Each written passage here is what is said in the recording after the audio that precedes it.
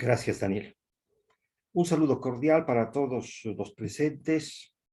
Una gran alegría poder dirigirme a nombre de la Sociedad Teosófica en Bolivia en la reunión de esta noche. Vamos a tratar el tema de manas, la mente y su mecanismo. Dice el maestro Kutum: si prescindiendo de toda idea preconcebida, pudierais tratar de imprimir en vosotros esta profunda verdad, de que el intelecto no es en sí todopoderoso, de que para convertirse en un movedor de montañas, primero tiene que recibir la vida y la luz de su principio superior, el espíritu. Y después fijarais vuestros ojos en la espiritualidad oculta de todas las cosas, tratando de desarrollar la facultad según las reglas, entonces pronto descifraríais el misterio. El maestro Kutumi nos dice aquí que no se trata simplemente de una actividad intelectual. Tiene que estar iluminado por la luz del espíritu, y además debemos ver con nuestros ojos materiales la espiritualidad oculta en todo lo que nos rodea. O sea, lo divino en todo lo que nos rodea. Comenzamos con esta introducción. Vamos a ver primero qué es lo que dice la ciencia acerca de la mente. Y después vamos a ver qué es lo que dice la doctrina secreta. Principalmente tenemos los estudios de Sigmund Freud y de su discípulo Carl Gustav Jung, que desarrollaron Freud el psicoanálisis y Jung el inconsciente colectivo, que es de todos conocido, que se aplica a todos los órdenes, ¿no? Ha sido reconocida esta teoría del inconsciente colectivo en todas las disciplinas científicas. Principalmente nos dicen que existirían tres estados de la mente, tres etapas: el consciente, el subconsciente y el inconsciente. El consciente, estoy representándolo aquí como este círculo blanco, es lo que pensamos que estamos haciendo conscientemente, lo que queremos hacer. Pero sin embargo reposa el círculo blanco sobre un círculo amarillo más grande, que es el subconsciente. Y el subconsciente tiene otras motivaciones de las cuales no estamos conscientes y que nos hacen hacer las cosas como las hacemos. Y estos dos están sobre un círculo más grande todavía, que es el verde, que es el inconsciente. Y es realmente en el inconsciente donde están nuestros miedos, nuestros temores, nuestras esperanzas, nuestras alegrías, todo lo que hemos recopilado del entorno y nuestro, y qué es lo que realmente nos hace ser como somos. O sea, estas dos etapas ocultas, el subconsciente y el inconsciente, son las que influyen sobre el consciente. Y es así que hacemos las cosas sin saber realmente lo que estamos haciendo. Y a su vez el inconsciente estaría reposando sobre un círculo mucho más grande todavía, que es el inconsciente colectivo. O sea, el inconsciente colectivo son todos los patrones y todos los arquetipos de la humanidad. O sea, define a la humanidad completa. Me parece que existiría una especie de inconsciente colectivo como alma grupal para cada país. O sea, habría un inconsciente colectivo para cada país. Entonces, cada país, cada habitante de cada país es según la idiosincrasia y los modos de ese país por el inconsciente colectivo que tiene de ese país. Pero en general tenemos un inconsciente colectivo mundial. Esto es a grandes rasgos como definirían la mente. La ciencia en general se refiere simplemente a la parte física, que es el cerebro físico. Todo estaría centrado ahí, en ese órgano, y se llegó a decir inclusive que los pensamientos serían una emanación, un producto del cerebro. Tendríamos la teoría de los dos hemisferios cerebrales. El hemisferio izquierdo, que es de las habilidades manuales, los procesos lógicos, el lenguaje, la escritura, el razonamiento y las funciones sociales. Y el hemisferio derecho, que es el intuitivo, de los sentimientos, la creatividad, las metáforas y los sueños, y es dominante en las personas zurdas. El hemisferio cerebral izquierdo controla el lenguaje, el pensamiento lógico y la escritura. En él se encuentra el centro del habla, del pensamiento, que nos permite analizar lo que sucede, y del control de la mano derecha. También controla la capacidad para las matemáticas y la sensibilidad. El hemisferio cerebral derecho controla el pensamiento creativo, controla la mano izquierda, la fantasía, el talento musical y todas las habilidades artísticas que podemos desarrollar. El cerebro trabajaría en cruz, es decir, el hemisferio derecho controla las funciones motoras o de movimiento del lado izquierdo del cuerpo, y el hemisferio izquierdo controlaría las del lado derecho. Esta teoría estuvo muy de moda hasta a partir de los años 70, me parece, pero actualmente ha quedado un poco desacreditada. Dicen que no hay una predominancia de ninguno de los dos hemisferios, sino que ambos trabajan simultáneamente.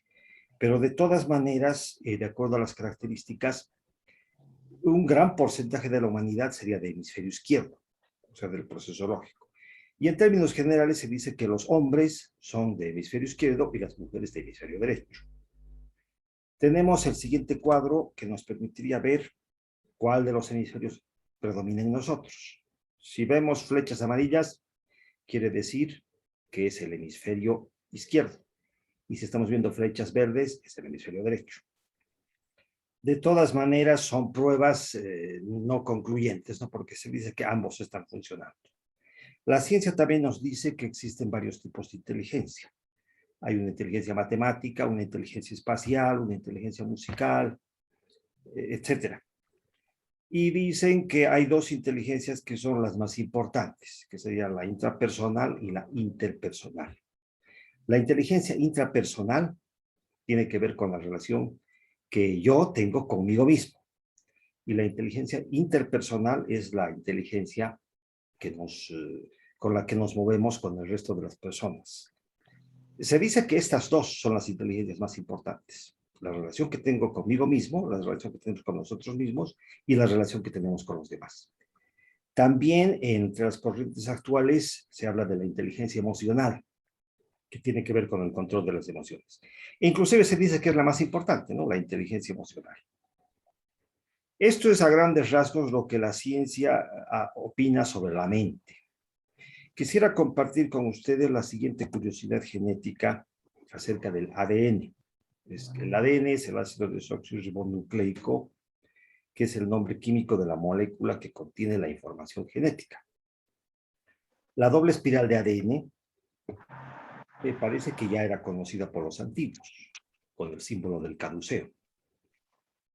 Los dos compuestos químicos fundamentales del ADN son las purinas y las piridininas, que son esenciales en la replicación del material genético, la transcripción genética, la síntesis de proteínas y metabolismo celular. Son la base del ADN. De las purinas se producen la adenina y la guanina, y de las piridiminas se producen la timina y la citosina, que como podemos ver están compuestas por hidrógeno, carbono, nitrógeno y oxígeno, y son las bases utilizadas en el ADN. Estas bases se combinan en grupos de 3 y forman 64 combinaciones. En la tabla están agrupadas por la letra inicial de sus nombres, en inglés. Estas combinaciones se denominan codones. Los codones vienen a ser las unidades de la información genética. Confucio, de la antigua China, nos legó el libro del I Ching, que es un libro oracular, filosófico y cosmogónico, acerca de las leyes de la naturaleza. Me imagino que todos conocen el I Ching o han oído hablar de él. Nos enseña principalmente acerca del yin y del yang. Identificamos la purina con el yin, con el principio femenino. La piridimina con el principio masculino yang. Combinando el yin y el yang, tendremos 4 combinaciones, que pueden llamarse adenina, guanina, timina, citosina, como lo hace la ciencia. Y si volvemos a combinar estas 4 en grupos de 3 combinaciones, o sea, en este caso ya de yin y yang, obtenemos igualmente 64 combinaciones, como vimos hace rato en la tabla de la genética. Estas combinaciones son los 64 hexagramas del I Ching, combinaciones del yin y del yang. Resulta interesante comparar la tabla de codones con la tabla de los 64 hexagramas del I Ching. Tal vez Confucio transmitió conocimientos ocultos en su obra, y de ser así seguramente existe más información en el I Ching acerca de los codones de lo que sabe o sospecha la genética actualmente. Lo que la genética sabe es que están activos solamente 20 codones. Tenemos aquí una tabla con los 64, pero se sabía que estaban activos solamente 20. A partir de 1980 se activaron 4 codones más. Es decir, bueno, los que nacimos antes de 1980 tenemos activos 20 codones. Y quienes nacieron a partir de 1980 tienen activos 24 codones. Se dice que esto representa un estado superior de la evolución humana. Las teorías de la nueva era o New Age hablan de niños índigo, cristal, arcoíris, diamante. Según se menciona, son niños excepcionales, muy talentosos, con una madurez espiritual que asombra. Juegan como niños, pero muchas veces dejan en desconcierto a los adultos con comentarios o actos que no tienen que ver con su edad biológica, siendo capaces de ver más allá de lo evidente. Se mencionan inclusive facultades paranormales. Todo esto tendría que ver con una evolución de la mente. Miren, la doctrina secreta nos dice que ahora pertenecemos, esta humanidad, a la quinta raza raíz. Y todavía hay un largo camino para llegar a la séptima raza raíz. Seguramente se irán activando progresivamente los 64 codones. Tal vez llegaremos a ser superhombres para la séptima raza raíz. Por el momento queda una duda. Pero imagínense, con las habilidades que han demostrado estos niños, bueno, no todos, ¿no? Hay algunos casos excepcionales, y con la activación de 4 codones más, imagínense lo que será cuando se activen más, o en su caso los 64. Bueno, este es el aporte que nos daría la ciencia. Voy a pasar a analizar la naturaleza de la mente según la Vedanta. En la India, como nos enseña la doctrina secreta, existen 2 escuelas filosóficas principales, la Vedanta y la Samkhya. La Vedanta está fundamentada en el estudio de los Vedas. Son libros de conocimiento, de los Vedas y los Upanishads. Igualmente la Samkhya. La mente universal interpenetra y anima todo, desde el átomo hasta la galaxia, lo que se manifiesta a través de lo que llamamos las leyes de la naturaleza. Manas es un rayo de la mente universal, Mahat, que tiene una naturaleza doble. En su propio plano es un principio espiritual denominado Manas superior. Y en cada nueva encarnación emana una parte de sí hacia los mundos inferiores para dotar de mente a la personalidad terrena. Esta emanación se denomina Manas inferior. Podemos ver en este gráfico de la doctrina secreta tomo 6, hay una correspondencia, o sea, los seres humanos tenemos, según enseña la señora Blavatsky, una constitución septenaria de 7 principios. El principio más elevado es Atma, luego viene Buddhi, Manas. En la equivalencia cósmica, la envoltura áurica correspondería a Atma. Alaya correspondería a Buddhi. Atma viene a ser el espíritu. Buddhi es el alma espiritual. Y Manas, que es el tema que estamos tratando, es el alma humana o mente. Alaya es el alma universal, el alma divina universal. Y Mahat es la mente universal. O sea, habría esta correlación con los principios septenarios del hombre, y de Mahat es que se desprenden los rayos que van a formar nuestra mente, como Manas superior en primer lugar y Mahat en segundo lugar. Manas es una palabra sánscrita que significa literalmente la mente, la facultad mental que hace del hombre un ser inteligente. Manas deriva su nombre de la raíz sánscrita man, que es pensar, significa la mente propiamente dicha, el pensador, lo que nosotros piensa. A nivel sánscrito se refiere directamente al hombre, a Purusha, como el pensador. El Manas superior, junto con Buddhi y Atma, o sea, el alma divina y el espíritu, constituyen la tríada superior imperecedera.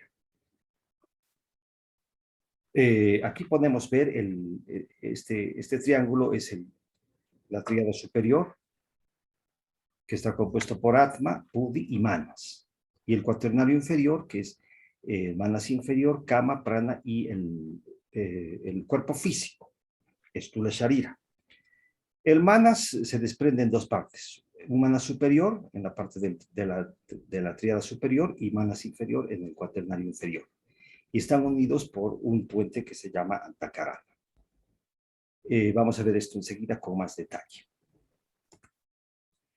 El manas inferior es la mente o inteligencia terrestre, la que predomina en la especie humana. Está estrechamente ligado con el alma animal, por lo que se designa al manas inferior con el nombre de kama manas. El alma inferior, el alma animal se llama kama. Kama manas es profundamente egoísta y pasional. Aplica la inteligencia a la satisfacción de los deseos, de las pasiones y de los instintos. Manas inferior es el órgano interno de percepción y conocimiento. Regula y gobierna la acción de los sentidos, combina, sintetiza y elabora las sensaciones, transformándolas en conceptos rudimentarios. Es también la facultad que siente, desea, duda, piensa, discurre y reflexiona, pero no es capaz de captar la realidad esencial de las cosas, la esencia de lo que percibe.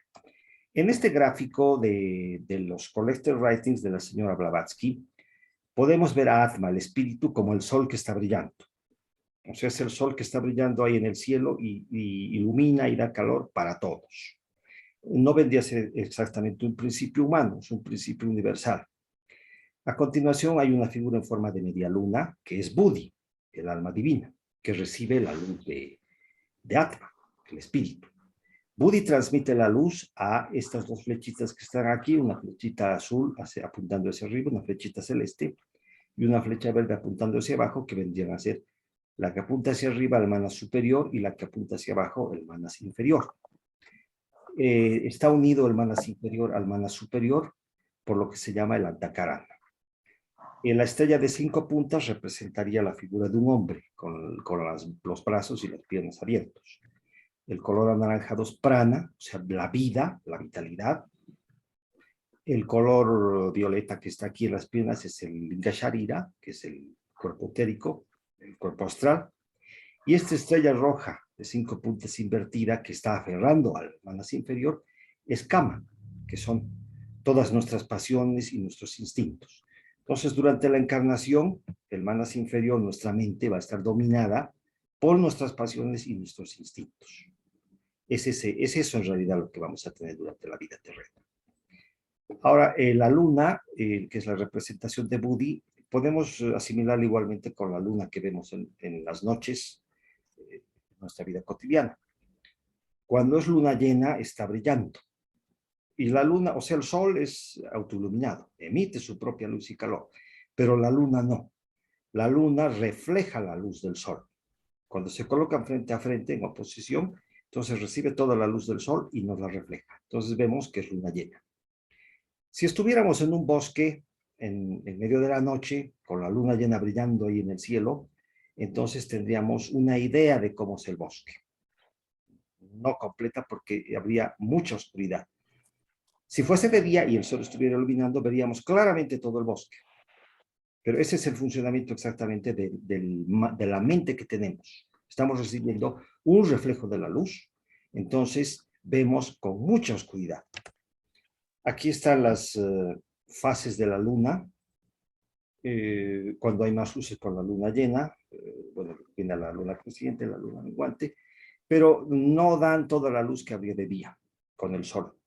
Y en realidad nuestra mente, la percepción que tenemos de la realidad de las cosas se da de esta forma, como si estuviésemos de noche, que estamos de noche, y estuviésemos débilmente iluminados por la luz de la luna llena, por la luz que Buddhi nos está transmitiendo. La explicación que voy a dar a continuación no es mi interpretación. Esto es lo que explica Taimi en su libro Psicología de la Yoga. Taimi nos pone el ejemplo de la cámara oscura. Actualmente tenemos cámaras fotográficas en nuestros celulares que no aplican este principio, pero las primeras cámaras fotográficas aplicaban directamente el principio de la cámara oscura. Yo recuerdo que en colegio hicimos este experimento con una caja de zapatos, se sellaba completamente la caja y se le hacía un orificio en la parte delantera. Entonces, en la parte del fondo se refleja lo que está frente al orificio en forma invertida. Luego, aquí podemos ver en la figura, se desarrolló la cámara oscura y se le aplicaron placas sensibles a la luz, que luego quedaban impresionadas al tomar la fotografía, ¿no? Se abrió el obturador por un segundo y la imagen que estaba frente a la cámara quedaba impresa en la placa. Luego la placa se revelaba por procedimientos químicos y se tenía la fotografía. Estas son las cámaras fotográficas antiguas, bueno, son antiguas ahora, ¿no? Que aplicaban este principio, el de la cámara oscura. De acuerdo a Taimni, vendría a funcionar de la misma manera Manas. O sea, tendríamos diferentes compartimientos y un orificio de entrada de la luz. El orificio de entrada de la luz lo llama Ahamkara. Dentro de la mente existirían varios compartimientos que van a ser iluminados por la luz que penetre por Ahamkara. Hay un compartimento A, un compartimento B, etcétera, y un compartimento más alejado de él, digamos. Hay otros elementos ahí adentro que son Chitta, Mana y los Pratyayas. Manas es directamente la entidad mental. Chitta es la facultad mental de crear imágenes como aspecto estático de la mente. Mana es la facultad mental que sustenta la sucesión de imágenes mentales que siempre están cambiando y es el aspecto dinámico de la mente. Si ustedes se dan cuenta, durante todo el día en nuestra mente están dando vuelta un montón de pensamientos. O sea, 20.000 pensamientos tenemos durante el día que en realidad no los producimos nosotros, están ahí. Es Chitta y Mana los que producen. O sea, tenemos recuerdos, vislumbramos el porvenir, imaginamos cosas, planeamos, algún momento, es todo esto involuntario. Algún rato voluntariamente decimos, analizamos algo, pero generalmente es en realidad una sucesión de basura que está dando vuelta alrededor de nuestra mente. Es algo involuntario, ¿no? Está funcionando sola en realidad la mente. Los pratyayas son los contenidos de esas imágenes mentales. O sea, esas imágenes mentales son los pensamientos, cada una con su propio contenido de su propia naturaleza. El ahamkara que veíamos hace un momento, que es el orificio, tiene que ver con el ego. Es el centro egoico de donde se proyecta la luz de conciencia que ilumina la mente. Todas las imágenes y experiencias giran en torno a un centro egoico que las relaciona y coordina. En nuestra propia escala, cada uno de nosotros en su escala personal tiene el número 10. Y a los demás los va a calificar a partir de eso, ¿no? La mayoría tiene un 5, un 4, alguien podrá tener otro 10. Es nuestro ego simplemente. Entonces, todo el contenido, todos los contenidos mentales van a estar regidos por ese ego. Es algo que es algo inevitable.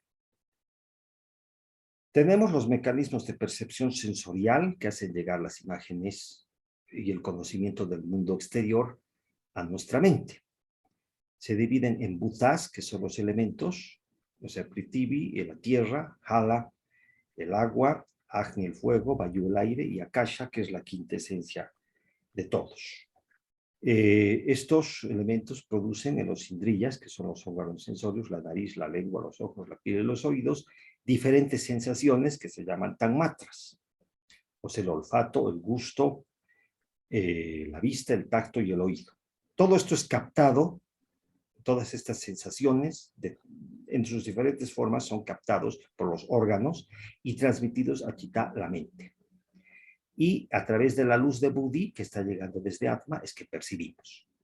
Y en realidad lo que dice Taimni es que quien tiene la actividad mental es Atma, el espíritu. Entonces tenemos así la naturaleza de la mente. Atma es el espíritu, Buddhi es el alma divina y Manas es el alma humana. Atma, el espíritu, está lanzando toda su luz, como el sol del mediodía en el cielo, y le ilumina a Buddhi. Buddhi como una media luna. Buddhias, pero ya se oscurece, ¿no? Ya está todo oscuro. Al lugar que está oscuro, que es el bosque, donde creíamos hace un rato que van a ser los compartimientos de la mente, entonces como una luna llena, Buddhi transmite la luz. Y en realidad, miren, aquí está un compartimiento completamente blanco, que significa que está iluminado. No hay tal. No hay compartimientos completamente iluminados. Es una total oscuridad, como en el ejemplo del bosque. La mayoría de los compartimientos de nuestra mente están completamente a oscuras. La mente ya es manas, ¿no? Entonces, vean, el proceso viene a ser más o menos en forma exagerada el siguiente. La luz de Atma a través de Buddhi va a entrar, digamos, al compartimiento A y lo está iluminando completamente. luego va a entrar al compartimiento B, luego al compartimiento C, D, etcétera, y teóricamente los iluminaría, pero no los va a iluminar. No, permanece en tinieblas. Es algo así como esto. O sea, hay más oscuridad. Hay una total oscuridad. Esa es la luz de Budi que está entrando a los diferentes compartimientos de manas. Dentro de estos compartimientos están flotando, producidos por Chitta y Mana, como veíamos hace un momento, con sus respectivos pratyayas, sus contenidos mentales, todos nuestros pensamientos. O sea, esos objetos mentales son los pensamientos que están dando vueltas todo el día dentro de nuestras cabezas. Esto nos ocurre a todos. Entonces, algún momento, un pensamiento se acerca a la luz, recibe la luz, entonces pensamos en eso. Se retira, viene otro y viene otro, entonces pensamos en una, en otra cosa. Y esto parece que produce un diálogo interior, es como si nosotros estuviésemos conversando con nosotros mismos cada vez que sentimos la presencia de uno de estos objetos mentales. Cuando en algún momento conscientemente queremos iluminar uno de estos objetos que son nuestros pensamientos, entonces voluntariamente, o sea, conscientemente llevamos ese pensamiento hacia la luz y comprendemos. O sea, si yo quiero estudiar matemáticas o yo quiero estudiar filosofía, pongo ese objeto mental, ese pensamiento a la luz y trato de que le dé la mayor cantidad de luz para entenderlo. O sea, lo veo desde todos lados, o sea, reflexiono, pienso, analizo, lo veo desde todos los ángulos y comienzo a entender. Y mientras más luz recibe un objeto pensamiento, entonces mejor voy a comprender esa materia. Esto ya es voluntariamente que se está haciendo. Ese sería el mecanismo del pensamiento, el mecanismo del funcionamiento de manas. Puede llegar algún momento que se unifiquen, ¿no? Atma, Buddhi y manas. Entonces va a ser una sola luz. Vean, aquí ya no hay ningún compartimiento oscuras, está todo completamente iluminado. En este caso, literalmente, se dice que es un iluminado. O sea, ha conseguido la unificación de los tres principios superiores de la tríada superior. Paradójicamente, pero la enseñanza nos dice que la iluminación proviene de adentro. Bueno, tienen que haber cambios interiores dentro de cada uno de nosotros que motiven que haya esa apertura hacia la luz. O sea, de todas maneras, viene a ser que la iluminación proviene de adentro, aunque la luz de Atma, a través de Buddhi, esté viniendo de afuera. Atma ilumina a todas las mentes. Como hemos visto, es el símil con el sol en el cielo, está brillando para todos, o sea, ilumina a todas las mentes. Entonces, todas las mentes en realidad están unificadas a partir de Atma, está iluminando a todas las mentes simultáneamente. Tenemos que comprender algo, que este símil que hemos hecho con la cámara oscura, que hace Tiny con la cámara oscura, no es tridimensional. O sea, por tridimensional me refiero a una habitación con 4 paredes, un piso y un techo. Eso es lo que conocemos. O sea, nuestras habitaciones, nuestro cuarto, la oficina, que son 4 paredes, un piso y un techo. Esa es la idea tridimensional. La mente no es tridimensional. Escapa a nuestro criterio, a nuestra imaginación. O sea, esto que vemos aquí, las mentes unidas, no están en forma tridimensional. O sea, ¿en cuántas dimensiones estará esto? Es adimensional. O sea, no cometamos ese error, ¿no? De pensar que es en forma tridimensional.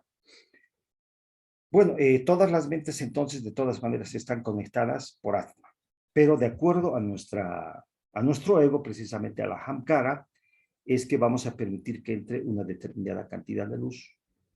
De esta forma, si está entrando la misma luz, si está llegando la misma luz para todos, todos deberíamos ser capaces de ver el mismo color verde o el mismo color rojo, o tener la misma reacción ante determinadas situaciones, los mismos pensamientos, pero no ocurre así. O sea, nuestro ego es precisamente el que hace la diferencia. Yo veo el verde de otro tono. Yo reacciono ante esta situación de otra forma. O sea, es mi ego principalmente. El gran problema es este con nosotros, nuestra egoidad, el yo. Bueno, a partir de este funcionamiento de manas es que se han dado muchas mentes notables. No puedo enumerar a todos los personajes de todas las áreas de la actividad humana que han sobresalido por la mente. Me referiré simplemente a Albert Einstein, que desarrolló la teoría de la relatividad y dijo él que hacía una especie de gimnasia mental, o sea, a través de la mente es que se imaginaba él cómo estaría el rayo de luz, qué ocurriría, o sea, eran procesos mentales los que él hacía para desarrollar sus teorías. Stephen Hawking quedó paralítico por una enfermedad deformativa y en su silla de ruedas ahí él llegó hasta los confines del cosmos con su mente. O sea, no era clarividente, ¿no? Simplemente con su mente, con su razonamiento, pero ha llegado hasta los agujeros negros.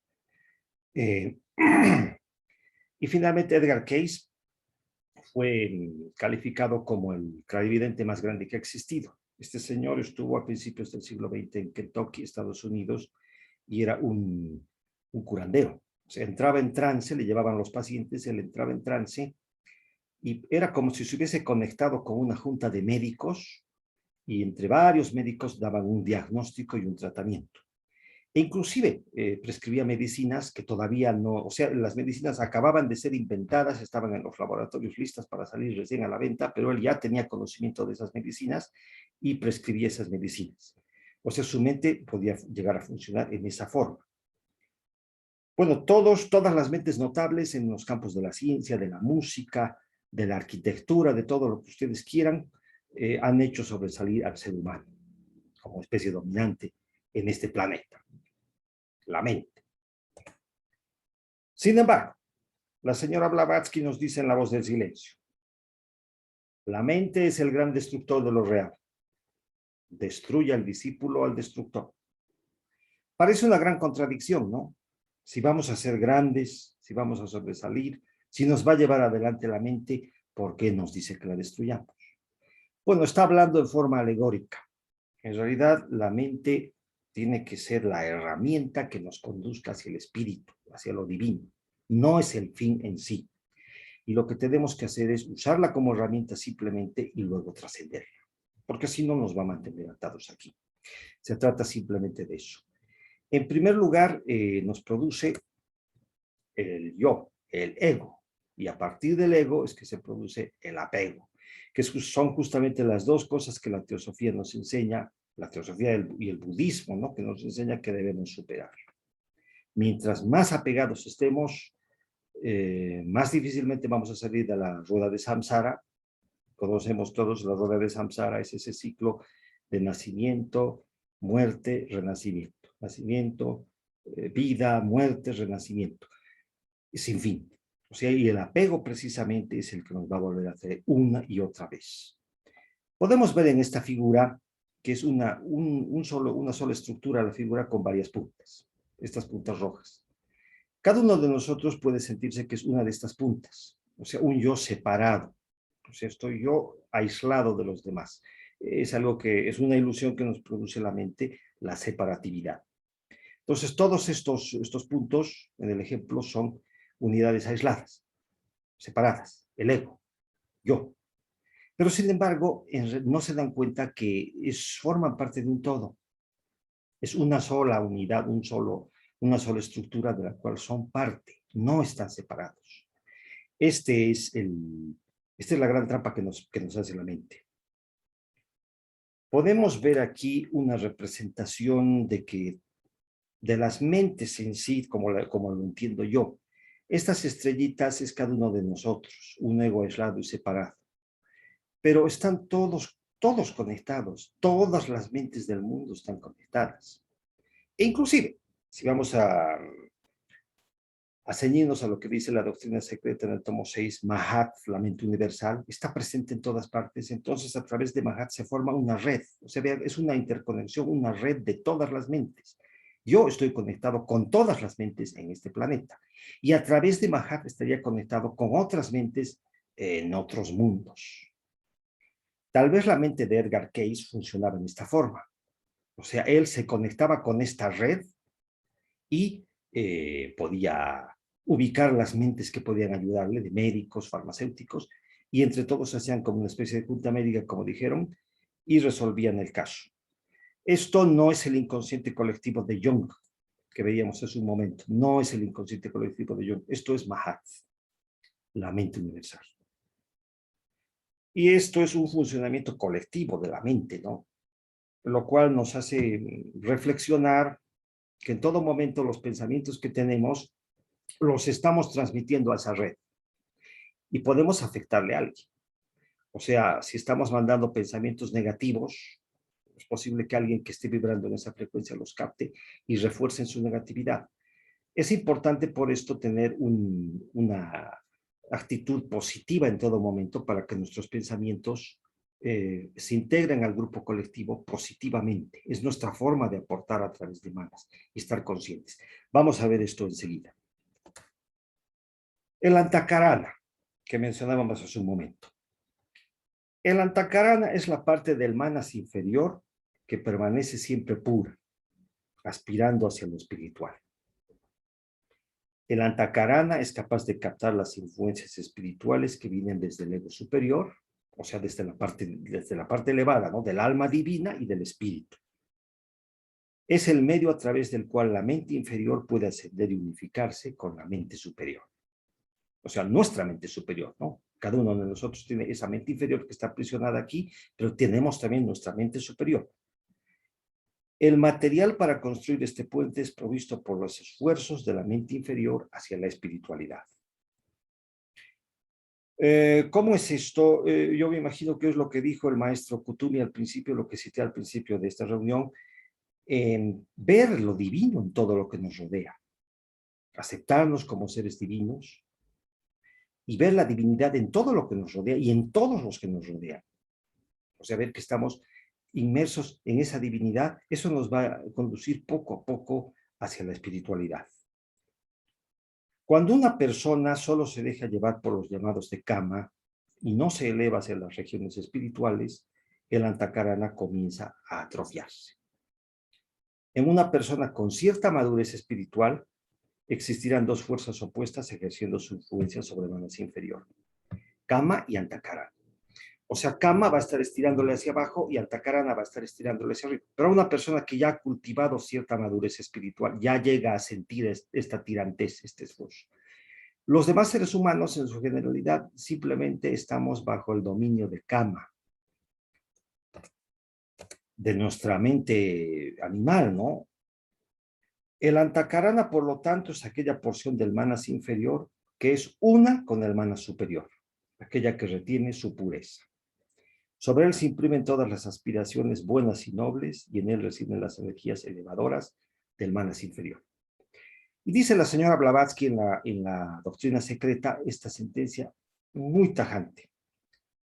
Todo el destino de la encarnación depende de si esta esencia pura, el antakarana, puede refrenar al kamamanas o no. Si logramos logró en nuestra encarnación, o sea, logramos por nuestro propio esfuerzo que antakarana ganara en esta lucha, pues, aprobamos la encarnación. Pero como generalmente va a ocurrir, no, el que gana es kama. Nuestros instintos, nuestra naturaleza más baja, nuestras pasiones inferiores, animales, nuestro egoísmo, todo lo oscuro que tenemos y bajo que tenemos dentro de nosotros mismos. Eso siempre es lo que va a ganar, nuestra codicia, nuestro ego. Pero si gana, entonces sí, me parece que se aprobó. Todo el destino de la encarnación depende de eso. O sea, nuestros esfuerzos tienen que conscientemente elevarse a eso, aspirar hacia arriba, hacia lo divino. No voy a decir hacia lo más puro, simplemente reconocer que existe algo más allá de esta materia física, lo cual nos va a abrir los ojos a otras realidades. El manas taihasi. Taihasi significa mente radiante. Es la unión de manas con Buddhi, que algún momento se va a dar en primer lugar, antes de que se llegue a la iluminación total que veíamos hace rato. Es el alma humana iluminada, el alma humana es manas, ¿no? A la mente. Es el alma humana iluminada por el brillo del alma divina, Buddhi. La razón humana encendida por la luz del espíritu. En cierta forma, ahí ya hay una unificación de los tres, de Atma, Buddhi y Manas. Manas Taihasi es un estado temporal de lo que después será la unión permanente de Buddhi y Manas, que sucede cuando la conciencia individual se torna hacia adentro. Puede lograrse a través de las diversas prácticas de meditación y de autoobservación que involucran una interiorización de la conciencia. Sin embargo, no todas las prácticas denominadas meditación producen este efecto, ya que algunas se limitan a estimular la actividad de los principios inferiores. Tenemos que darnos cuenta exactamente cuáles son las meditaciones que nos convienen. No todas van a llegarnos a este fin, que tendría que ser la unificación de manas con Buddhi. Según yo entiendo, puede que esté equivocado, la meditación tiene que ver con paralizar la mente, ponerla en blanco. O sea, ese remolino de pensamientos, de imágenes mentales que están con nosotros todo el día, paren. O sea, conscientemente un momento hacerlos parar. O sea, es una práctica, ¿no? O sea, llego un segundo, una fracción de segundo a detenerlos, pongo en blanco mi mente. Entonces, en ese momento voy a percibir la luz de Buddhi con mayor claridad, no los destellos de Buddhi. Ese es el fin el que habría que lograr con la meditación. Bueno, estamos todos en un camino de aprendizaje y parece que es un poquito difícil. Leí en alguna parte acerca del budismo Zen. Los monjes budistas Zen se reúnen en los lamas, en esos lamasterios, y se toman toda una vida para aprender a meditar. Se sientan sobre un cojín en una posición especial, y el zazen, me parece que se llama esto, comienzan a respirar en una forma rítmica y logran la meditación. Entonces se dice que el aprender a sentarse correctamente les lleva 10 años. El aprender a respirar correctamente les lleva otros 10 años. Cuando ya han dominado estos dos, aprender a meditar propiamente les lleva otros 10 años. Entonces son 30 años, miren, que invierten ellos y diariamente, ¿no? En esta práctica hasta que alcanzan la meditación. Bueno, llegan al Manas Taihasi. Ninguno de nosotros va a poder lograr esto, pero conscientemente, con un poco de disciplina, porque esto implica disciplina, método, compromiso, vamos a poder algún momento lograr esa fracción de segundo que se hayan detenido los pensamientos, que se haya puesto en blanco la mente y entre la luz de Buddhi. Esto tendría que ser algo que deberíamos proponernos hacer. En ocultismo práctico, la señora Blavatsky nos habla de la educación del pensamiento. Dice: concentrad todas las fuerzas de vuestra alma en el empeño de cerrar las puertas de vuestra mente a todo pensamiento, sin permitir la entrada más que a los que prometan revelaros la irrealidad de los sentidos y de la vida corporal, y la paz del mundo interior. Sabemos que es maya, es una ilusión todo el mundo que nos rodea y toda la vida. O sea, darnos cuenta de eso, que es solamente una ilusión pasajera. Reflexionad noche y día sobre la irrealidad de cuanto os rodea y de vuestra misma personalidad. Los malos pensamientos no son tan nocivos como los ociosos e indiferentes. La tristeza no es un mal, no os quejéis, porque lo que os parecen sufrimientos y obstáculos suelen ser en realidad los misteriosos esfuerzos de la naturaleza para ayudaros en vuestra obra si sabéis aprovecharlos. Dice la señora Blavatsky: considerad todas las circunstancias con la gratitud de un discípulo, inclusive las malas circunstancias, ¿no? Las que nos oprimen o nos lastiman, habría que considerarlas con la gratitud de un discípulo. Y en todo momento tener una educación del pensamiento, no aferrarnos. Esto va precisamente contra el apego, no aferrarnos a lo que es maya, que es una ilusión pasajera de nuestros sentidos, la vida en este mundo. Y el maestro Kutumi nos dice en las cartas de los Mahatmas: ahora bien, el lago de la cumbre de la montaña de tu existencia un día es una agitada y asoladora masa de agua a merced del capricho o del humor que se agita en tu alma. Al día siguiente, cuando se calma, es como un espejo y la paz reina en la casa de la vida. Un día avanzas un paso hacia adelante. Al día siguiente retrocedes dos. El discipulado no admite ninguna de estas transiciones. Su principal y constante cualidad es la de un sosegado, apacible y contemplativo estado de mente, apta para recibir las impresiones psíquicas del exterior y para transmitir las propias desde el interior. Esto que dice el Mahatma Kutumi me parece que es muy cierto. Un día avanzamos un paso y al día siguiente retrocedemos dos. Y en realidad creo que nos la pasamos más retrocediendo. Y esta palabra que emplea es muy interesante, contemplativo. Un estado de mente contemplativo. Contemplativo significa que observamos la realidad de forma tranquila y placentera, reflexionando con profundidad sobre la divinidad de los misterios. O sea, reflexionando y admitiendo la divinidad en todo lo que nos rodea. Esta palabra contemplativo se usaba bastante con los santos de la religión católica. Eran muy contemplativos. O sea, estaban observando siempre, reconociendo la divinidad en todo cuanto, a Dios, en todo cuanto les rodeaba, y era ese su estado de mente en todo momento. Nos recomienda esto entonces el Mahatma Kutumi. No deben haber esas transiciones. Un día despertamos de buen humor, otro día de mal humor, lo que nos va a llevar a retroceder y retroceder. Algún rato avanzamos, luego retrocedemos. Y un estado contemplativo nuevamente de la mente.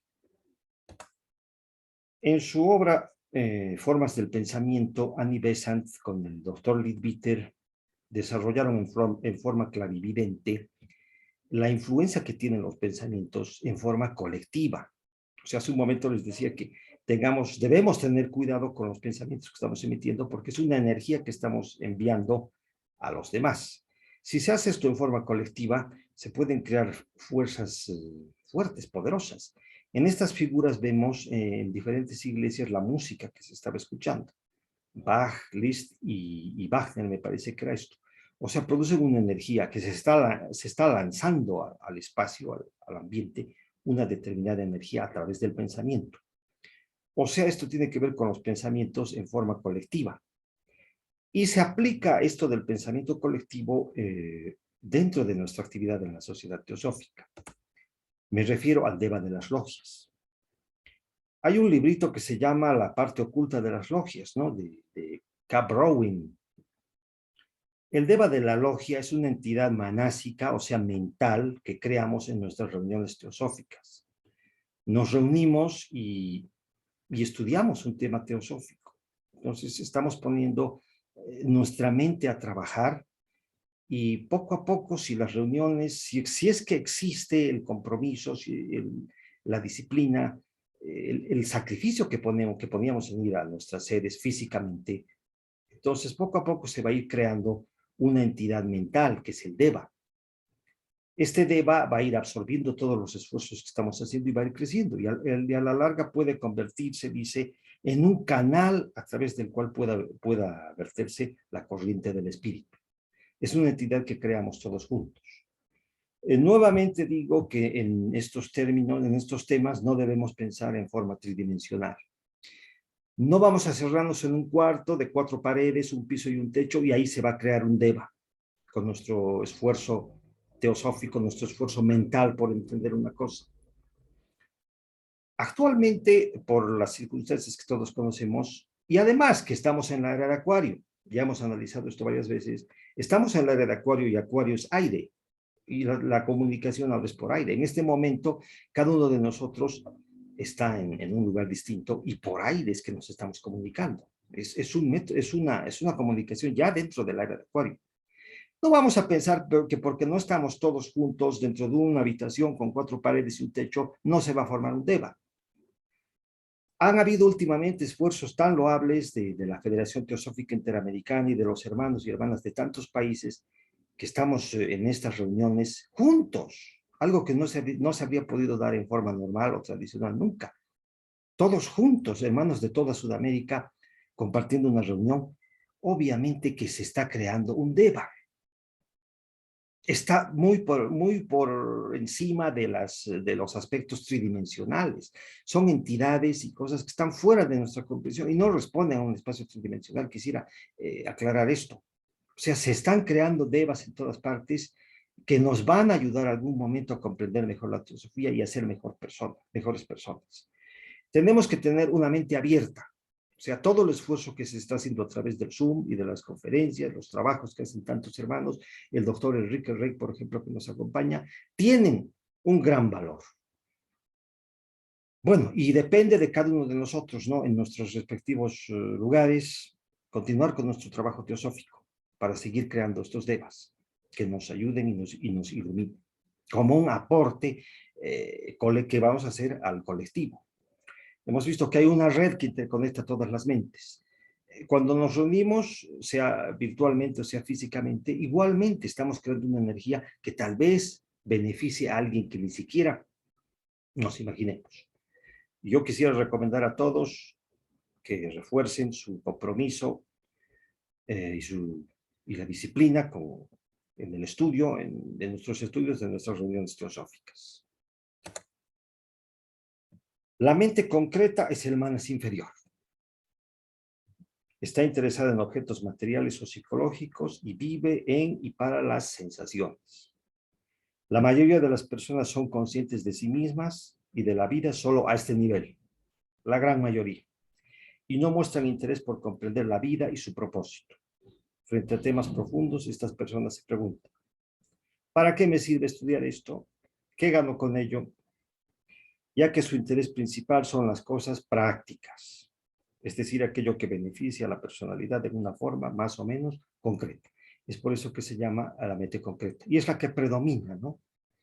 Y la otra es la mente abstracta. Manas superior es la mente abstracta. Y tiene intereses que no están relacionados con lo material y nos lleva a descubrir que la vida es mucho más que lo concreto y material. Es una dimensión más sutil de nuestra conciencia. Ani Besant recomienda adoptar una actitud filosófica. Bueno, por su parte, Ani Besant una actitud filosófica que tal vez sea más fácil para nosotros que las actitudes que recomienda el maestro Kutumi o la señora Blavatsky. O sea, una actitud filosófica ante la vida, tratando de captar los principios abstractos y leyes que rigen nuestra existencia. Y a través de este esfuerzo la mente se va refinando y preparando para percibir el mundo sin forma del espíritu, que es uno de los objetivos principales del estudio teosófico. La mente abstracta es el intelecto como aspecto superior de nuestra mente, pero no debe entenderse como una mera acumulación de información, ya que la sabiduría no es el resultado del mero crecimiento intelectual. Un alto desarrollo de las facultades intelectuales no implica una vida espiritual verdadera. En forma personal, yo entiendo que la sabiduría no es que vamos a tener el conocimiento de todas las cosas esotéricas ocultas. Yo entendería que la sabiduría es el conocimiento que vamos a tener para vivir. Es el conocimiento para la vida, la sabiduría. A esa sabiduría es que tenemos que aspirar y tenemos que aplicar todo lo que estamos aprendiendo. Esa yo creo que es la sabiduría que sí vamos a alcanzar. Debemos tener en cuenta que el estudio espiritual no es incorporar información y repetirla. Solo un verdadero esfuerzo por captar algo que está más allá de nuestras concepciones tiende a activar la mente abstracta. Cuando simplemente se repite y se repite algo que ya ha sido captado, el efecto sobre la mente abstracta es prácticamente nulo. En la profundidad de la literatura teosófica siempre se pueden descubrir aspectos más sutiles y espirituales, incluso en temas ya examinados muchas veces. Yo creo que si leemos 20 veces la doctrina y volvemos a leerla, siempre vamos a encontrar una cosa nueva. Pero el estudio no debe ser una actividad simplemente intelectual, sino que debe estar acompañado por un genuino esfuerzo por vivir de acuerdo con lo aprendido, lo cual estimula el desarrollo del Antakarana. Además, debemos dejar de identificarnos con nuestra personalidad, con nuestro cuerpo físico, y trascender esta identificación y comprender nuestra esencia espiritual en comunión con la unidad de todo cuanto existe. Muchas gracias, queridos hermanos, queridas hermanas. Aquí termino. Les dejo la palabra. Pueden abrir sus micrófonos para que hagan comentarios, aportes, preguntas, críticas.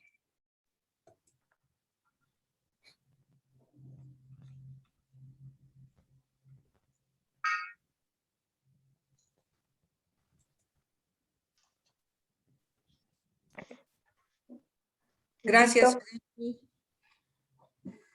Sí, por bueno, favor. ya nadie quiere hacer preguntas, así que le dejamos el micrófono.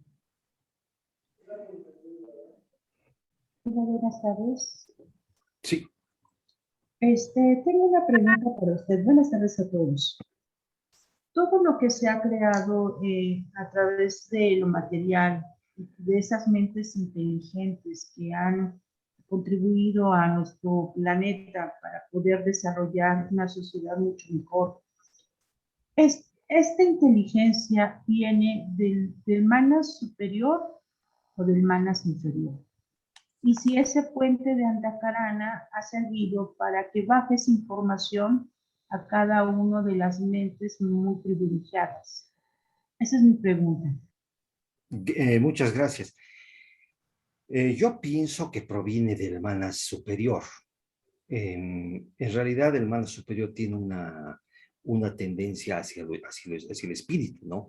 Y todos estos aportes de esas mentes superiores, esas mentes destacadas, han sido para aspectos materiales. Pero de todas maneras tiene que ver con la mente superior y el Antacarana. Hay un lugar que rodea nuestro planeta, ¿no? El revestimiento de la caja que hemos visto que se llama la luz astral. En la luz astral ya está todo. O sea, este universo y este mundo en el que vivimos no es el primero. Ya han habido muchos mundos, muchas cadenas planetarias. Ya se han debido inventar mucho antes las computadoras, los celulares y cuántas cosas más habrán.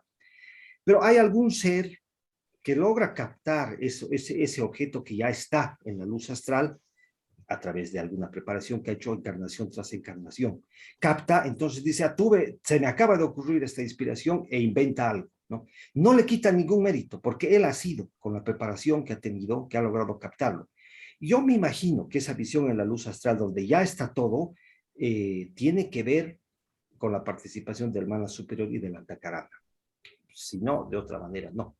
Sí, tendrían que ver. Es una inspiración, es un conducto a través del cual llegan esos descubrimientos, esas inspiraciones geniales, en cualquier campo de las áreas humanas. Espero haber contestado su pregunta, hermano. Sí, muchas gracias. Luz Marina está pidiendo la palabra, Huguito. Perdón, sí, Luz Marina, José Luis, Luz Marina, por favor. Sí, gracias. Yo había entendido que la mente como principio, digamos, de desarrollo, difícilmente se puede poner en blanco. Entendía que el esfuerzo que se debe hacer básicamente es en poder entrenarnos en observarla, no identificarnos con esa mente concreta y porque si nos identificamos con ella y reaccionamos con ella, le damos más fuerza y obviamente no vamos a poder llegar a quietarla. Entonces la idea, entendía yo que la mente, el proceso de meditación con la mente es aquietarla y uno de los métodos es más bien observarla y a través de la respiración se puede aquietar. Porque entiendo que como principio va a ser muy difícil dejar la mente en blanco. Entonces, no sé si cuando hablaste de dejar la mente en blanco es una técnica o realmente se la recomienda. Y entiendo que pues la mente va muy ligada al kama, la parte de deseos, y pues digamos que son dos cosas que hay que aprender a manejar, ¿cierto? Tanto la parte emocional como la parte mental, porque van obviamente ligadas. Quisiera saber si de pronto lo pudieras explicar un poquito más o yo lo estoy entendiendo mal. Gracias. Muchas gracias. La mente, obviamente la mente inferior está presionada por kama. Durante nuestra vida es kama manas. O sea, todo ese privilegio de poder razonar y de poder crear que tenemos está influenciado por nuestros instintos, nuestras cosas más bajas, nuestro egoísmo, nuestros apegos, nuestra codicia, nuestros intereses, nuestro ego. Entonces, está tirando hacia abajo. Y del otro lado, cuando ya hay una cierta madurez, es el Antacarana que estaría tirando hacia arriba. Lo que tenemos que lograr es que haya lo que veíamos como el Manas Taihasa o Manas Taihasi, que la luz de Budi, o sea, está entrando con destellos la luz de Budi, o sea, percibimos algún rato un destello de Budi. Tenemos que tratar de percibir un poco más, entonces se refuerza el Antacarana y lograríamos salir. Ahora, los métodos de meditación son muchos, ¿no? Cada quien tiene que ver el método que mejor le parezca. a mi manera de entender, o sea, personalmente, creo que se trata de paralizar esos pensamientos, es toda esa basura que está dando vueltas en nuestra cabeza todo el día, pararla. Yo me refiero a eso por poner la mente en blanco.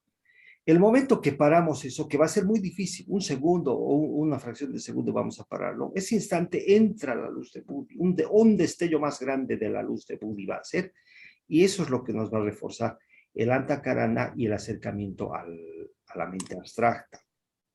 Pero cada quien tiene que buscar, o como decías, observar nuestros pensamientos, pero al observar nuestros pensamientos seguimos pensando y tal vez nos estén controlando al observarlos, ¿no? Nos lleven en su dirección, o sea, este pensamiento nos lleva en esa dirección, lo estamos controlando, aparece otro, nos va a llevar en otra dirección, entonces seguimos dentro de ese juego de la mente. Pienso que tendría que ser paralizar por algún momento, pero de todas maneras, sí.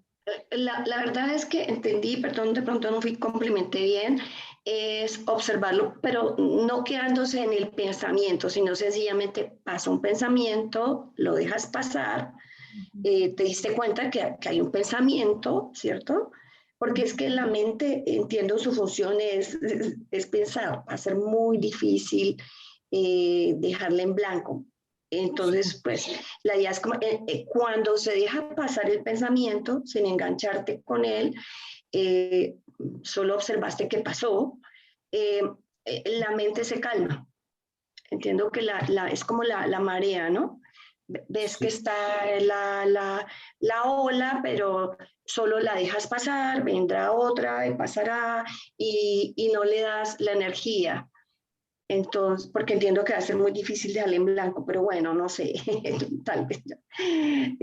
Seguramente que hay muchos métodos para hacerlo. Gracias. Hay que buscar el método.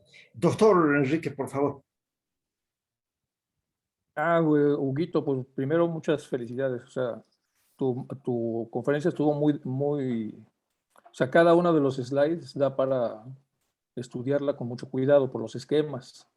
Esos esquemas que pusiste son esquemas ya como de segunda generación, un poco más complicados que los esquemas más simples que a veces nos comparten. Y estos esquemas obviamente traen preguntas pues, más complicadas, como ya te estaba haciendo alguno de los, esta chica Chávez que te preguntó hace un momentito.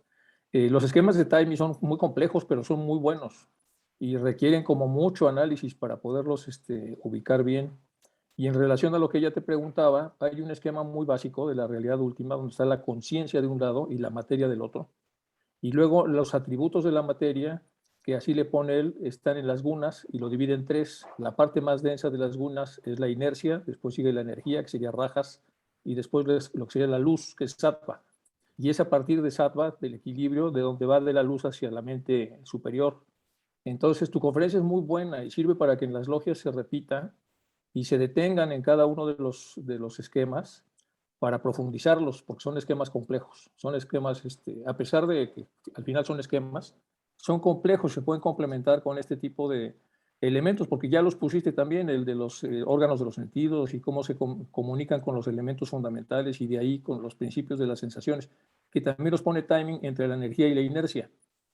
Entonces, es un tema que se lleva su tiempo. Yo no sé si pudieras dar después algo más profundo sobre el mismo esquema, porque pues no son los esquemas a los que estamos acostumbrados en las charlas comunes y corrientes que damos, sino están más elaborados, tienen como más elementos, hay más detalle, y entonces pues se necesita a lo mejor un poco más de explicación. Si es que vas a dar todavía otra conferencia después, yo te sugiero que lo desdobles más, porque es como otro nivel el que estás usando al poner los esquemas de timing. Y ayuda mucho, pero al mismo tiempo, por un lado ayuda y por otro dices en la torre, o sea, pensaba que no estaba tan sencillo y resulta que se dividió en 10 y los 10 se volvieron a dividir en más y eso, o sea, yo te felicito en ese sentido y me gustaría tener la grabación porque sí creo que en las logias deberían verlo ayuda mucho a profundizar la selección de cosas que hiciste. Y por una parte, por otro lado, lo de la mente de Freud y eso, bueno, ya sabemos que eso está muy obsoleto, pero bueno, esa era la parte con la que iniciaste para verlo, lo que es la parte de la psicología, realmente lo profundo y lo real es todos los esquemas posteriores que nos da la teosofía. Pero bueno, te quería yo felicitar. Y en relación a lo que te preguntaba esta chica, que vea los esquemas de timing, que los estudie con mucho cuidado y ahí va a venir la respuesta de lo que te estaba preguntando. Incluso la misma meditación parte de ese mismo esquema. Tienes que estar sátvico. Y por eso la respiración te produce en ese estado sátvico y de ahí construyes el antakarana que te lleva, que te permite iluminación que venga de la mente superior. Y los grandes sabios caminan, se tranquilizan. Hay varias formas de entrar en ese equilibrio para poder tener los destellos que ya comentaste tú en algunos de los esquemas, que estaban muy buenos. De hecho, me tomé la libertad de sacarle fotos a algunos de tus esquemas porque me parecieron muy buenos. Están como muy bien logrados. Sobre todo ese que se abre así como que se abre como en varias direcciones. Pues era nada más eso, Huguito. Muchas felicidades. Muchas gracias, doctor. Le agradezco sus palabras. Bueno, es una interpretación de Taimni y lo que yo quiero rescatar es que escapa a nuestra comprensión en 3 dimensiones, ¿no? Igualmente el Deva de la Logia, que es una creación mental por nuestros esfuerzos mentales, por entender una materia teosófica, digamos, no es tridimensional. Claro, o sea, Se es una trata, entidad, ¿no? Dicen es que es. una entidad, pero no se trata de que tengamos que estar en un cuarto de 4 paredes, repito, con un piso y techo para crear una de estas entidades, un Deva de la Logia. No, es algo adimensional y en estas reuniones de carácter por Zoom virtuales Claro. se está creando también un DEVA, eso es lo que quería dejar claramente establecido. Sí, sí, sí.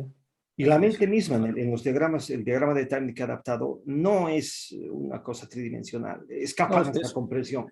es un puente del lado de abajo que es material de un lado y del otro es abstracto y etéreo. O sea, es un puente extraño, porque de un lado es más material y del otro lado es más etérico, y por lo tanto no tiene forma, ni está sometido a las famosas dimensiones del plano físico. Y cuesta trabajo imaginarlo, un puente así. Entonces, a la hora de poner los compartimientos que pusiste, de alguna manera se cosifica como para poder entenderlo, a pesar de que no es así, porque como está cosificado, pero de alguna manera se debe poner, porque si no, ¿cómo se pone en un esquema? Ese es el tema de los esquemas. Cuando van ya, allí llegan hasta Atma, que tienes que ponerles formas a pesar de que no tengan formas específicamente hablando. Si no, no se pueden entender, pero en la discusión de las logias ya se puede explicar eso que estás diciendo tú, para que la gente, a pesar de ver el esquema lleno de formas, ahora se imagine que esto en realidad no son formas, por lo menos en la parte más superior. Pero es muy buen el trabajo, a mí me encantó. Me imagino que se va a grabar y se va a poner en algún lado de tu trabajo. Muchas gracias, sí, doctor. Lo estoy grabando yo mismo, se lo voy a pasar a José Luis y José Luis lo va a transmitir. Muchísimas gracias. No, al contrario, gracias a ti. José Luis, no sé si querías decir algo. Sí, aló, Huguito, ¿me escuchan? Sí, sí. Sí, bueno, excelente trabajo, Huguito, muy ilustrativo y completo. Te felicito. Y yo tenía una pregunta, tengo una pregunta, ¿no? Así como sabemos que nuestra mente puede afectar a las células de nuestro cuerpo, para bien o para mal, por eso es importante cuidar justamente lo que vamos a desarrollar y procesar a nivel mental. Yo me ponía a pensar que nosotros en este planeta somos también parte de una entidad que es el planeta mismo, ¿no? Que debe tener también una constitución septenaria. Pero extrapolando esta misma idea, podríamos entender que la mente del planeta influye en nosotros, ¿no? ¿Qué opinas al respecto, Huguito? Gracias. Bueno, obviamente estamos los seres humanos en este proceso evolutivo, pero es parte de nuestro ego precisamente pensar que nosotros somos la parte más importante. Hemos visto en la teosofía que existen las cadenas planetarias y que hay una evolución en el cosmos. Y de una cadena planetaria que era una cadena planetaria anterior venimos y luego vamos a pasar a otra. Entonces, no somos la parte principal. Y no pienso que no somos la parte principal. El hombre con su ego piensa que es él y él solamente el centro del universo, pero no es así. Sí, la Tierra y todos los planetas tienen una evolución particular y tienen una mente, obviamente. Mahat interpenetra todo. Hay una conexión. Yo pienso, ¿no? Que no solamente entre todas las mentes humanas en este planeta, sino que a través de Mahat puede haber una conexión con las mentes de seres de otros planetas y podemos conectar con la Tierra y con los otros planetas en un todo, en una unidad, en un todo armonioso y equilibrado. Bueno, vamos a llegar algún día a esa unidad, a ese equilibrio No sé si he contestado tu pregunta, José Luis. Sí, sí, sí, Huguito, justamente como me ponía a pensar que nuestros antepasados tenían mucho respeto a la naturaleza, a la madre tierra, ¿no? La Pachamama en Bolivia, y ahí tiene obviamente muchos otros nombres, ¿no? Y posiblemente sea pues el conocimiento que han tenido al respecto de la entidad que es la Tierra, ¿no? El planeta, ¿no? Que alberga no solamente a nosotros como humanos, sino a todas las formas de vida. Y no me refiero solo a las formas de vida minerales, animales, vegetales, sino a otras formas de vida, ¿no? Como los elementales, ¿no? Pero nos alberga a todos y es nuestra madre en realidad, ¿no? Sí, Eso, Huguito, gracias. muchas gracias. Patricia Chávez, por favor. Me surgió una pregunta más. ¿Por qué esta mente colectiva ha afectado de tal manera que hasta ahorita llegamos a tener ya una pandemia, ¿no? Como karma colectivo. Esto viene, no sé cómo es esta mente colectiva, en dónde se encuentra, en el universo, en un plano especial. Quisiera saber si usted tendría esa respuesta. Es Mahat, o sea, nuestras mentes están interconectadas de todos aquí en este plano. Los pensamientos pasan de una mente a otra y al final en el colectivo empieza a dominar. Dicen que antes de la Segunda Guerra Mundial en Europa comenzaron las personas a tener ideas, imágenes, pensamientos y hasta sueños de guerras. Seguramente Hitler y sus secuaces comenzaron a lanzar esos pensamientos sin darse cuenta y entraron a la red de la que todos formamos parte. Entonces, todo el mundo en Europa, o un presentimiento podría interpretarse, pero todo el mundo en Europa dice, bueno, no todo el mundo, una gran mayoría de europeos comenzaron a tener pensamientos de guerra y tal vez atrajeron, materializaron la guerra. Es una red, podemos decir que es una red como una telaraña que une todos los puntos, o sea, todas nuestras mentes están unificadas. Eh, Ahora, en el caso de la pandemia, claro, si se comienza a tener pensamientos de miedo, entonces estamos mandando esos pensamientos de miedo a la red. Y mientras más seamos los que estemos mandando pensamientos de miedo y más pensamientos de miedo hayan, más va a cundir, ¿no? Va a ser pensamientos de miedo lo que vamos a lograr transmitir. Por eso yo decía, hay que tener mucho cuidado con el contenido de nuestros pensamientos, porque de todas maneras estamos aportando algo al colectivo. Tenemos que tratar de refinar nuestros pensamientos de tal forma que sea siempre algo positivo lo que transmitamos. Ahora, todo es mental. Esta conversación, ahorita no estamos frente a frente, estamos virtual, pero esta conversación, esta actividad que tenemos es mental. O sea, mi mente está tratando de influir sobre las mentes de todos ustedes. Y en todo momento se van a dar cuenta, todo es mental, toda la relación, toda la comunicación y todas las actividades humanas. Es a nivel de la mente que ocurre todo. Espero haber contestado la pregunta. Sí, de hecho hay un estudio muy específico que lo hizo un japonés, no me acuerdo ahorita, sobre el agua, en donde ponía ejemplos específicos de palabras conducidas hacia el agua y el comportamiento del agua, pues obviamente cambiaba. Así, Es Masaru Emoto. Umoto. Ujú. Sí, claro, esos experimentos de Masaru Emoto han congelado cristales diciéndoles te quiero al cristal o te odio al cristal o insultándolo o haciéndole oír música. Entonces captaba esa energía, ¿no? Y salían unos cristales bellísimos cuando eran unas cosas positivas, buenas, elevadas las que les enviaban y daba unos cristales horribles cuando era algo malo. Afecta al agua. O sea, si nosotros bendecimos, dice el agua, y le agradecemos antes de beberla, va a cambiar su estructura cristalina y algo bueno estamos tomando. Pero si estamos con nuestro mal humor, maldiciendo a todo el mundo y le hacemos llegar eso al agua, entonces cambiamos su estructura cristalina en una cosa negativa. Todo es mental, volvemos a lo mismo. Pero nosotros también somos agua. Y al final de cuentas, esos pensamientos, esa situación que a lo mejor una persona realiza hacia otra persona le va a perjudicar porque es emocional. Y como es agua, también va a afectar en nuestro cuerpo. Obviamente, sí. Sí, sí, un 70% del cuerpo humano es agua, sí, efectivamente.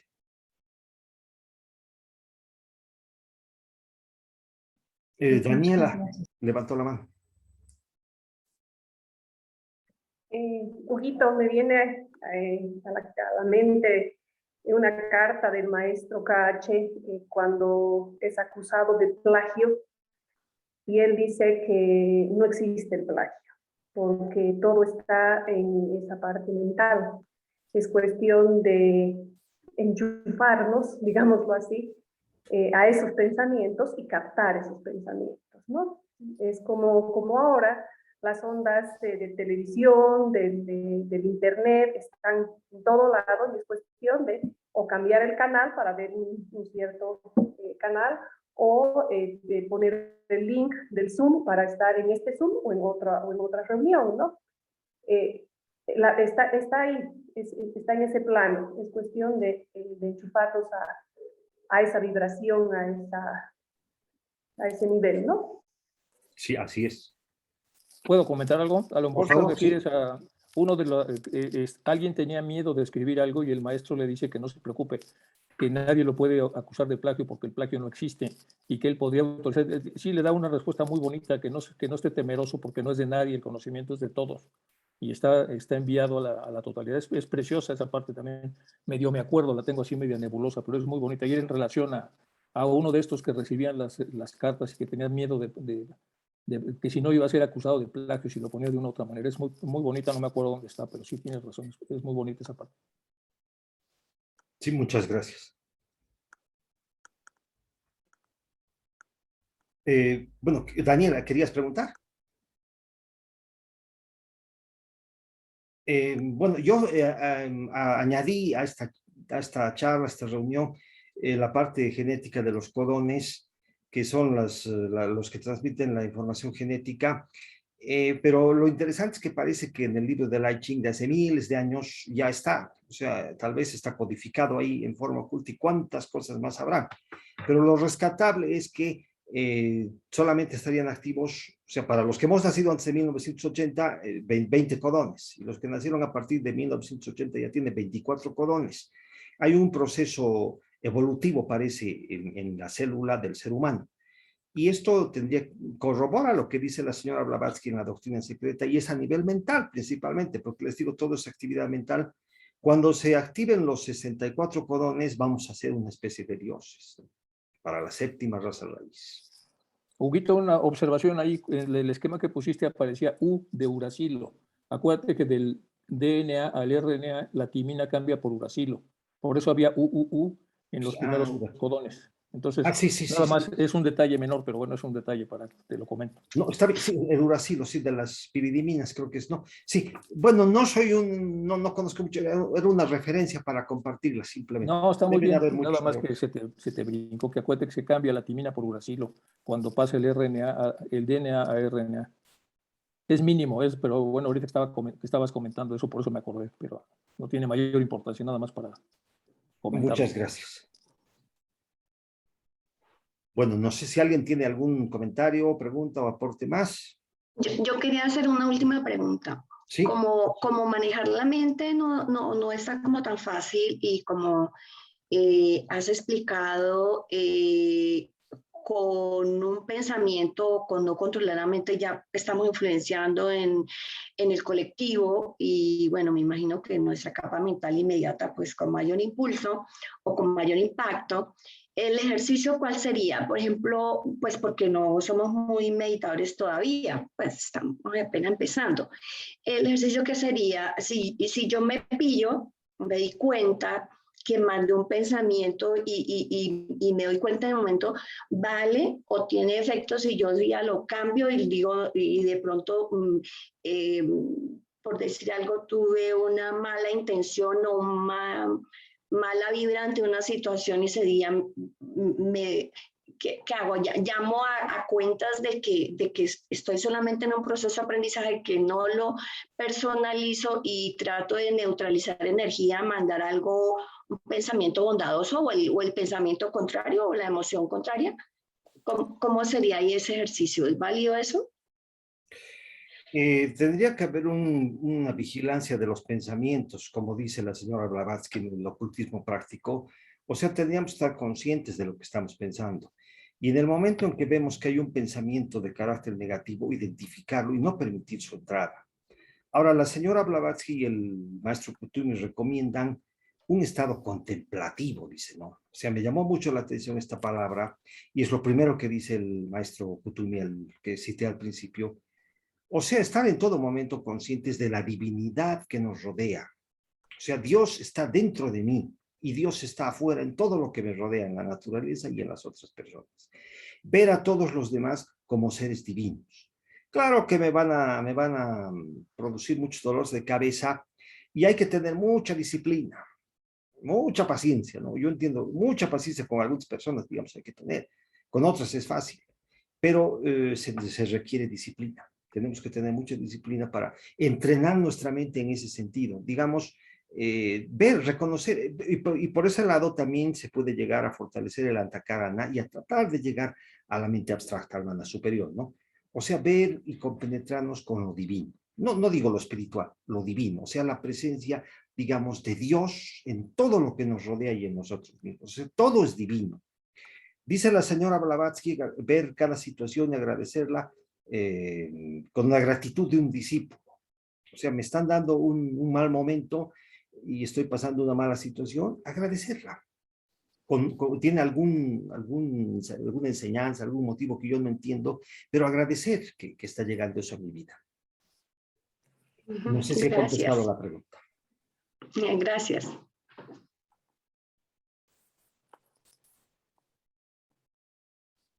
Sí, María Luisa, por favor. Está con su micrófono apagado.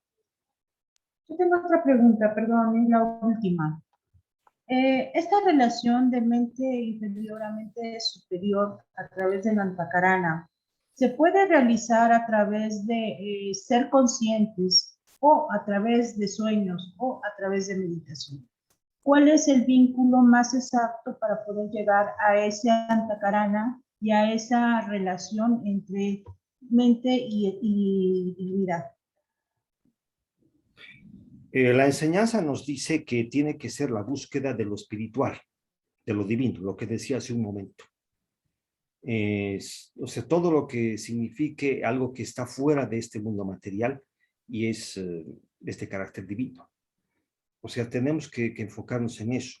Y es algo que se tiene que hacer conscientemente y requiere disciplina. No se va a tratar, no se va a poder hacer a través de sueños ni con fórmulas mágicas o rituales. Tiene que uno proponerse lograr esos cambios y tener esa actitud mental.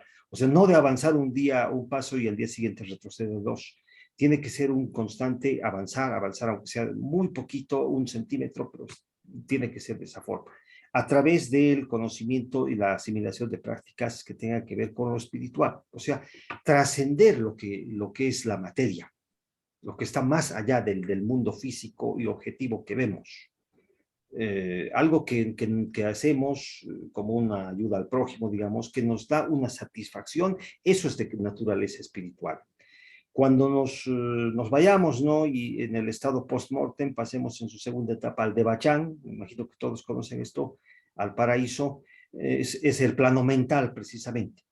Y ahí nos vamos a llevar cosas de esta vida de carácter espiritual, o sea, satisfacciones físicas como el sexo, por ejemplo, que son del kama, de la naturaleza inferior, eso no va a ir, no nos va a acompañar, porque no es de su naturaleza. Tienen que ser cosas elevadas. Entonces hay que buscar ese tipo de cosas que nos den una satisfacción interior en lo que hagamos. Eso es lo que nos vamos a llevar y eso es lo que nos va a hacer crecer, nos va a llevar hacia el antakarana. Va a fortalecer el antakarana y nos va a llevar hacia la mente abstracta.